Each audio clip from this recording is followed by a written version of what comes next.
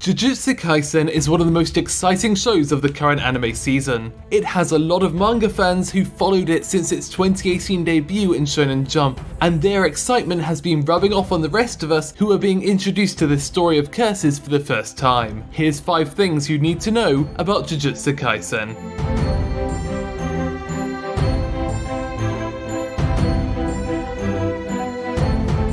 There was a time where the future of Shonen Jump didn't look too bright. For author Akutami Gege, the end of Naruto and Bleach heading to a conclusion made him uneasy about the future of the magazine, and he was wondering whether it was possible to get that energy back. And then My Hero Academia arrived, and he was immediately given hope. So much hope that he went ahead and created a proposal for a new series with the goal of having just as much dynamic energy as My Hero Academia had. Taking inspiration from past Jump legends like Naruto, Bleach and Yu Yu Hakusho, he writes Jujutsu Kaisen with the hope of keeping Shonen Jump magazine exciting.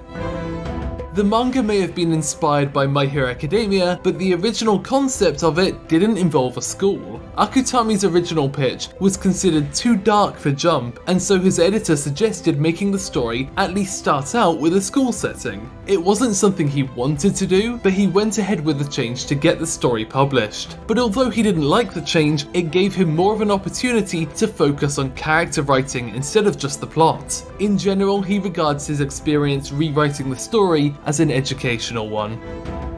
Akutami is a Jump superfan, but one thing he doesn't like is nice protagonists. In fact, he just finds them annoying, and this inspired him to create a very different kind of protagonist for Jujutsu Kaisen. For him, it's important to have characters that aren't inherently right or wrong and are flawed in some way, just like people are in real life. And his protagonist Yuji was written to be a normal guy. In fact, the normal guy he was based on was Akutami's brother, who, unlike him, was successful in everything he did, whether that be sports or studies.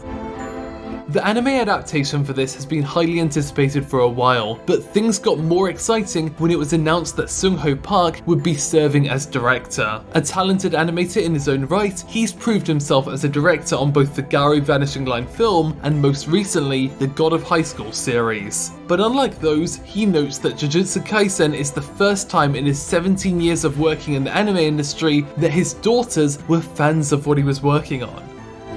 Despite their essential role in bringing anime and manga to worldwide audiences, translators rarely get any time in the limelight. But the translator of Jujutsu Kaisen's manga has been putting himself out there and interacting with other fans of the manga. It's often said that through the process of translating a work, translators get so intimately familiar with it that they often become massive fans themselves. And that's definitely the case for Jujutsu Kaisen translator Stefan Koza. On his YouTube channel Steady Studios, he reacts to new chapters, new episodes of the anime, and explains the series to viewers. It's seriously cool to see a translator so openly passionate about the series they're working on.